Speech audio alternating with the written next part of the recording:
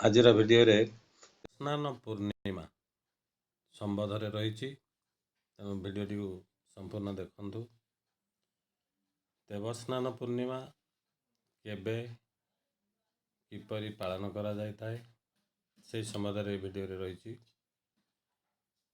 ସ୍ନାନ ପୂର୍ଣ୍ଣିମା ଯାତ୍ରା କେଉଁ ତିଥିରେ ପଡ଼େ?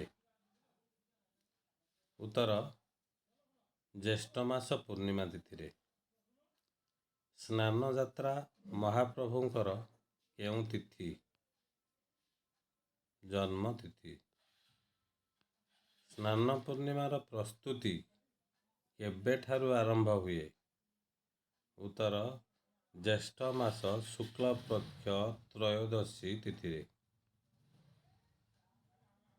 ମହାପ୍ରଭୁ ଠିଆ ଠିଆ ଶୋଇଥାନ୍ତି, ଏହାକୁ କ'ଣ କୁହାଯାଏ? ଉତ୍ତର, ଠିଆ ପହୁଡ଼। ସ୍ନାନ ପୂର୍ଣ୍ଣିମାରେ ସ୍ନାନ ମଣ୍ଡପକୁ କିଏ ଆଗ ଯାଆନ୍ତି? ଉତ୍ତର, ସୁଦର୍ଶନ। ଶ୍ରୀ ସୁଦର୍ଶନ ମହାପ୍ରଭୁ କେତେ ଗରା ଜଳରେ ସ୍ନାନ କରନ୍ତି? ଉତ୍ତର, 18 ଗରା।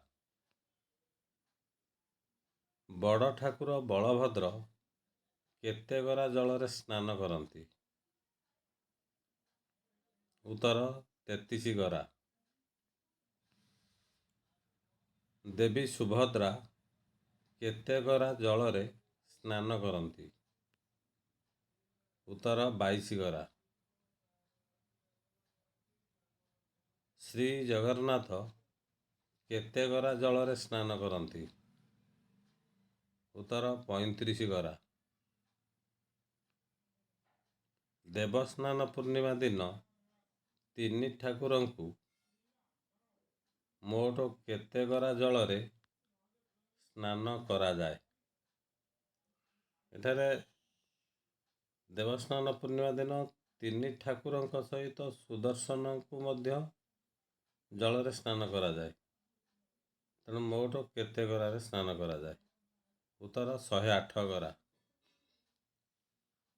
କେଉଁ ରାଜାଙ୍କ ସମୟରେ ସୁନାକୂପ ଖୋଳାଯାଇଥିଲା? ଉତ୍ତର, ରାଜା ତୃତୀୟ ଅନଙ୍ଗ ଭୀମ। କେଉଁଠାରୁ ଜଳ ଆସିଲେ ମହାପ୍ରଭୁ ସ୍ନାନ କରନ୍ତି?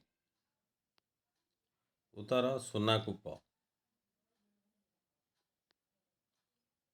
ସ୍ନାନ ମଣ୍ଡପରେ ମହାପ୍ରଭୁ କେଉଁ ବେଶ ଧାରଣ କରିଥାନ୍ତି? ଉତ୍ତର, ଗଜାନନ ବେଶ।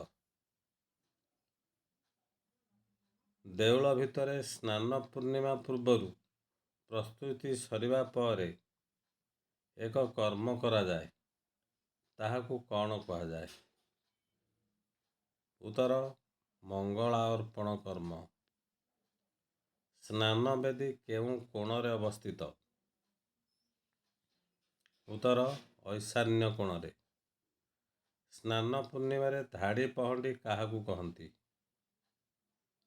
ଉତ୍ତର, ପ୍ରଥମେ ଆସନ୍ତି ସୁଦର୍ଶନ, ଏହାପରେ ବଳଭଦ୍ର, ମା ସୁଭଦ୍ରା ଏବଂ ପ୍ରଭୁ ଜଗନ୍ନାଥ ଧାଡ଼ିରେ ଆସନ୍ତି।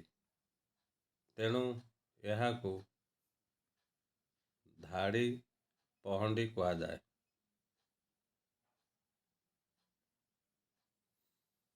ଆଜି ପାଇଁ ଭିଡ଼ିଓଟି ଏତିକି। ଭିଡ଼ିଓଟିକୁ ଲାଇକ୍, ସେୟାର, କମେଣ୍ଟ ଏବଂ ସବସ୍କ୍ରାଇବ୍ କରିବା ପାଇଁ ଅନୁରୋଧ। ଏତିକିରେ ରହିଲି। Thank you.